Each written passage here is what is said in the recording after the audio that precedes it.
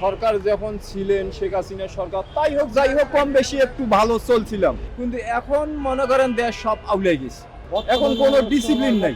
একটা সিএনজি চালে সকাল ধরিয়া ভাড়া মারছি 250 টাকা, কোনো যাত্রী নেই, জমা 1200 টাকা। রোজার মাসে গাড়ি চালে 40,000 টাকা দেওয়া হয়েছে। আমাকে দুঃখ কষ্ট 12 মাস চলতে আছে। আমরা যে কি বুঝে চলুম কি বুঝে খামো, কোনো দল আমাকে খোঁজ নিতে আসে না। আমার অরিজিনাল বাড়ি নদী লেগে গেছে। একটা সিএনজি চালে সকাল ধরিয়া ভাড়া মারছি 250 টাকা, কোনো যাত্রী নেই, জমা 1200 টাকা। রোজার মাসে গাড়ি চালে 40,000 টাকা দেওয়া হয়েছে। ফ্যামিলি ছাড়ে আমরা কি শান্তিতে আছি কি অসুবিধা আছি। আমাকে দুঃখ কষ্ট 12 মাস চলতে আছে। আমাকে যে চাইব কিবা একটা সমাধান করব, কোন দল কোন দেশে কোন পার্টি আমার দিকে আসবে না। আমরা যে কি বুঝে চলুম কি বুঝে খামো, কোনো দল আমাকে খোঁজ নিতে আসে না।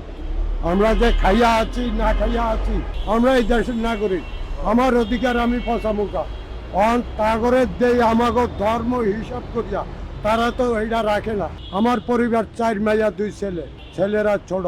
আমার অরিজিনাল বাড়ি নদী লেগে গেছে, আমি থাই সরকারি জায়গা।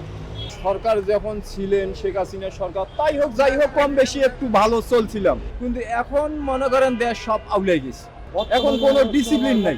যে রাষ্ট্র যে সরকারেই আসুক, একটা প্রথমে একটা ডিসিপ্লিন থাকা উচিত, কিন্তু এখন কোনো ডিসিপ্লিন নাই। এখন যার মন মতন তাই ইএনএফসি করতে আছে। যেরকম আমাদের রিক্সা দেশে অটো ছাড়ি নিষিদ্ধ করা হয় নাই বলতে কি, আবার নিষিদ্ধ করা ছিল কিন্তু ভাগ করা ছিল, সড়ক ভাগ করা ছিল।